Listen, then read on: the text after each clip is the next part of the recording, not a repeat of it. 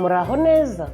Muri iki kiganiro turarebera hamwe uburyo bwo kwivura inkovu zo mu maso cyangwa se ahandi hagaragarira abakureba mu buryo bw'umwimerere kandi bwizewe.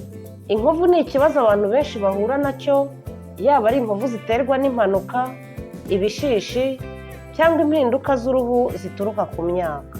Ntuhangayikishwe n'iki kibazo kuko hari uburyo bwinshi bwo gukuraho cyangwa se kugabanya inkovu mu buryo bw'umwimerere ndetse no mu buryo bw'ikoranabuhanga. Irinde kurambirwa, ukurikirane kino kiganiro kugera ugisoje, uraza kumenya byinshi utari uzi byakugirira akamaro cyangwa se ukazabifashisha uwawe cyangwa inshuti yawe. Njye tugiye kubana muri kino kiganiro, ndabasuhuje kandi mbahaye ikaze. Nitwa Miriam.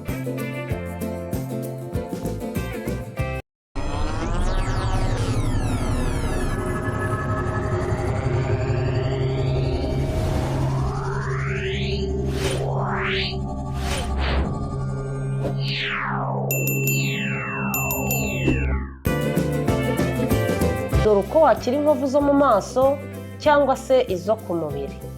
Inkovu ni ikibazo gikunda guhangayikisha abantu benshi, cyane cyane iyo ziri mu maso cyangwa ahandi hantu hagaragarira amaso y'abamureba. Tubanze tuvuge ku busobanuro bw'ijambo inkovu.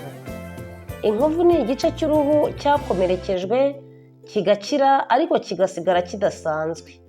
Kiba gikomeye, kibyimbye cyangwa kikumvikanamo uburyaryate.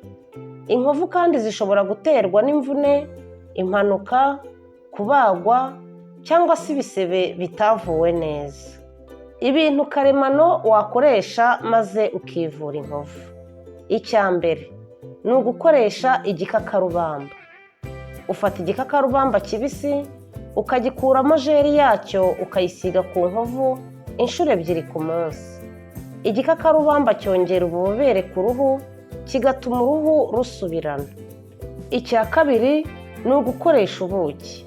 Ubuki bufasha uruhu gukira, rugakomera kandi rugacya.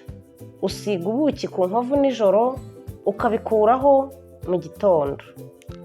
Ikintu cya gatatu wakoresha ugakira inkovu ni vitamine E oil.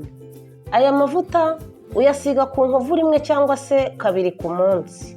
Avugurura uturemangingo tw'uruhu maze agafasha mu gusibanganya inkovu.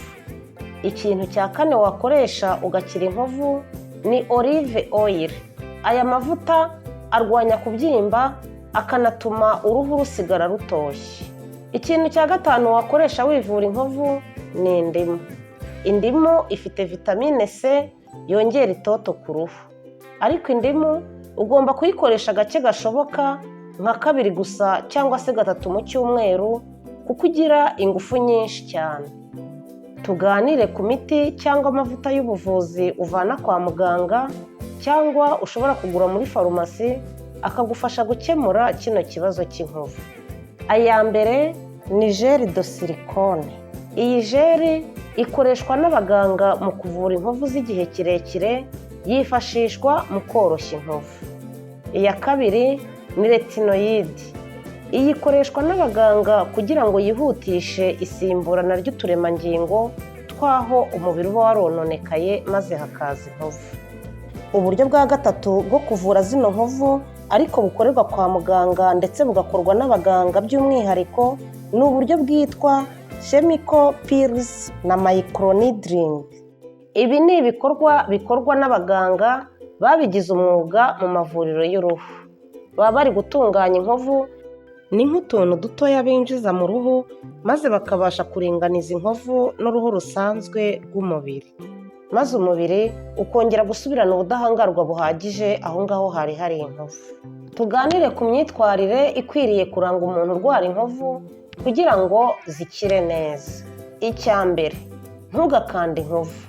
Niba inkovu ikiri nshya, irinde kuyikanda kuko bishobora gutuma irushaho kwangirika ndetse ikanabyimba kurushaho. Icya kabiri, rinda uruhu rwawe izuba. Izuba ryinshi si ryiza kuko rituma inkovu zijima cyane. Jya ukunda gukoresha creme solaire. Icya gatatu, isiga amavuta akurinda kuramba kw'inkovu. Iminkanyari n'ubwoya bwo ku ruhu bigira uruhare mu gutuma inkovu zigaragara cyane. Kunda gusiga aya mavuta twavuze mbere yoroshya inkovu.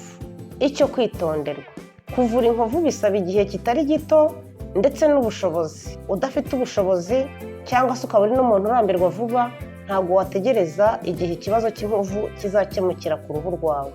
Niyo mpamvu biba byiza kubaza muganga igihe inkovu ikomeye cyane cyangwa se itagaragaza impinduka zihagije ngo ikwereke icyerekezo cyo gukira. Icya kabiri, ibintu karemano birakora, ariko si kimwe kuri buri wese bitewe n'imiterere y'uruhu rwe. Hari abo bisaba ubuvuzi bwisumbuyeho, hari n'abo byorohera kuva bagitangira bagatangira kubona impinduka zihuse. Inama naguha dusoza: inkovu ntizikira ako kanya, ariko iyo ukoresheje uburyo bukwiye kandi ukabugira inshingano, ushobora kuzivanaho burundu cyangwa ukazihindura ku buryo zitazongera kugira ingaruka ku buzima bwawe cyangwa se ku isura yawe ngo ubone ko bigaragarira abantu bikubangamiye. Inama ya kabiri ni ukugira isuku ihagije. Kwihangana n'ubujyanama bw'abaganga ni ingenzi cyane. Ndagushimiye. Tugezeho igitekerezo cyawe cyangwa inyunganizi yawe muri komenti cyangwa se kuri WhatsApp nimero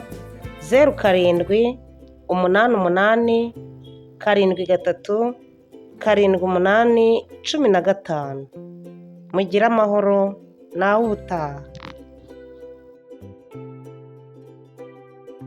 Ndagukangurira gukora like kuko ni ingenzi cyane, ukore subscribe, ukore kukazogera kugira ngo tujye tubana mu bindi biganiro.